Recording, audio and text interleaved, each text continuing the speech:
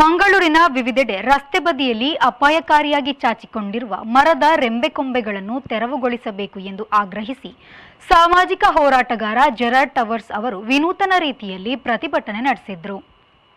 ईश्वर अल्लाह तेरे नाम मंगलूर कॉर्पोरेशन वालों को ज्ञान दे भगवान रघुपति राघव राजा राम पति तो पावन सीताराम ईश्वर अल्लाह तेरे नाम.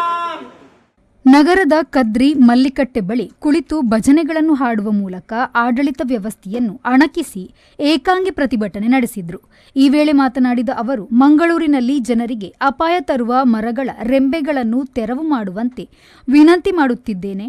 ಜಿಲ್ಲೆಯಲ್ಲಿ ಈಗಾಗಲೇ ಹಲವು ಮಂದಿ ವಿದ್ಯುತ್ ಅಪಘಾತದಿಂದ ಸಾವನ್ನಪ್ಪಿದ್ದಾರೆ. ಇದಕ್ಕೆ ಕಾರಣ ಮರದ ಗೆಲ್ಲುಗಳು ವೈರ್ ಮೇಲೆ ಬಿದ್ದಿರುವುದು. ಜೋರಾದ ಗಾಳಿ ಮಳೆಗೆ ರಸ್ತೆಯಲ್ಲಿ ಸಾಗುವಾಗ ಭಯಾನಕ ಪರಿಸ್ಥಿತಿ ನಿರ್ಮಾಣವಾಗುತ್ತಿದೆ ಎಂದು ಆಕ್ರೋಶ ವ್ಯಕ್ತಪಡಿಸಿದರು. ಇವತ್ತು ನಗರ ಪಾಲಿಕೆ ಬೇಜವಾಬ್ದಾರಿಯಿಂದ ಮಂಗಳೂರು ನಗರದಲ್ಲಿ 4 ಯುವಕರು, ಅದರಲ್ಲಿ 40 ವರ್ಷದ ಮೇಲ್ಗಡೆ ಇಬ್ಬರು ಇವತ್ತು ವಿದ್ಯುತ್ ಅಪಘಾತವಾಗಿ ಮತ್ತೆ ಹೊಂದಿದ್ದಾರೆ. ಮೊನ್ನೆ ಹೃದಯದಲ್ಲಿ ಮತ್ತೊಂದು ಟ್ಯಾಬ್ಲೆಟ್. ಈ ವಿದ್ಯುತ್ ತಂತಿಗಳು ಬೀಳುವುದು ತನ್ನಷ್ಟಕ್ಕೆ ಅಲ್ಲ, ಮರದ ರೆಂಬೆಗಳು ಬಿದ್ದು ತಂತಿಗಳು ಕೆಳಗೆ ಬೀಳುವುದು. ನಾನು ಮರ ಕಡಿಯಲು ಇವತ್ತು ನಾನು ಒತ್ತಾಯ ಮಾಡುವುದಿಲ್ಲ. ನಾನು ಕೂಡ ಪರಿಸರ ಪ್ರೇಮಿ, ನಾನು ಪರಿಸರ ವಿರೋಧಿ ಅಲ್ಲ. ಆದರೆ ನಾವು ಸೆಲೂನಿಗೆ ಹೋಗಿ ಕೂದಲು ತೆಗಿತೇವೆ, ಆದರೆ ಇವರಿಗೆ ಗೆಲ್ಲು ತೆಗಿಲಿಕ್ಕೆ ಇವರಿಗೆ ಬೇಡ. ಯಾಕಂತೇಳಿದರೆ ಅವರಿಗೆ ಫಾಯ್ದೆ ಇಲ್ಲ ಆ ಸಣ್ಣ ಕೆಲಸಗಳಲ್ಲಿ. ಇವತ್ತು ಇಡೀ 60 ವಾರ್ಡ್ಗಳಿಗೆ ಒಂದು ಲಾರಿ ಇರುವುದು ಆ ಗೆಲ್ಲು ತೆಗಿಲಿಕ್ಕೆ. ಅದೇ ಆ ಕ್ರೇನ್ ಇದ್ದ ಲಾರಿ ಅದು ವಿದ್ಯುತ್ ದೀಪಗಳನ್ನು ಸರಿ ಮಾಡಲು ಕೂಡ ಆ ಒಂದೇ ಗಾಡಿಯಂತೆ 1000 ಕೋಟಿ ರೂಪಾಯಿ ಅನುದಾನ ಬಂದು ಇವರಿಗೆ ಒಂದು ಲಾರಿ ಅಂತೇಳಿ ಹೇಳುವಾಗ ಗೆಲ್ಲು ಕಡಿಸಲಿಕ್ಕೆ ಇವರಿದ್ದ ಸಾಮರ್ಥ್ಯ ಏನಂತೇಳಿ ನಾನು ಇವತ್ತು ಪ್ರಶ್ನೆ ಮಾಡ್ತೇನೆ. ಅದರ ಜೊತೆಯಲ್ಲಿ ವಾರ್ಡ್ ಸಮಿತಿಗಳನ್ನು ಇವರು ಮಾಡುವುದಿಲ್ಲ, ಏರಿಯಾ ಸಭೆಗಳನ್ನು ಇವರು ಮಾಡುವುದಿಲ್ಲ. ಯಾಕಂತ ಹೇಳಿದರೆ ಇವರಿಗೆ ಆ ವಾರ್ಡ್ ಸಮಿತಿ ಮಾಡಿದ ಕೂಡಲೇ ಜನರು ಪ್ರಶ್ನೆ ಮಾಡ್ತಾರೆ, ಅದಕ್ಕೆ ಯಾಕೆ ಅಷ್ಟು ಲಕ್ಷ ರೂಪಾಯಿ, ಇದಕ್ಕೆ ಯಾಕೆ ಕೋಟಿ ರೂಪಾಯಿ ಅಂತೇಳಿ. ಆದ ಕಾರಣ ಇವರಿಗೆ ಸ್ವಂತ ಖುಷಿಯಿಂದ ಇವರಿಗೆ ಹಣ ಖರ್ಚು ಮಾಡಿ ಅದರಲ್ಲಿ ಫಾಯ್ದೆ ತಗೊಳ್ಳಿಕ್ಕೆ ಬೇಕು, ಆದರೆ ಜನರಿಗೆ ಉತ್ತರ ಕೊಡಲಿಕ್ಕೆ ಇವರಿಗೆ ಬೇಡ. ಅವೈಜ್ಞಾನಿಕ ಕಾಮಗಾರಿಗಳು ಇವತ್ತು 7-8 ಸಾರಿ DC ರಜೆ ಕೊಡ್ತಾರೆ. ಯಾಕೆ? ಇವರ ಮಳೆ ನೀರು ಚರಂಡಿಯಲ್ಲಿ ಹೋಗುವುದಿಲ್ಲ.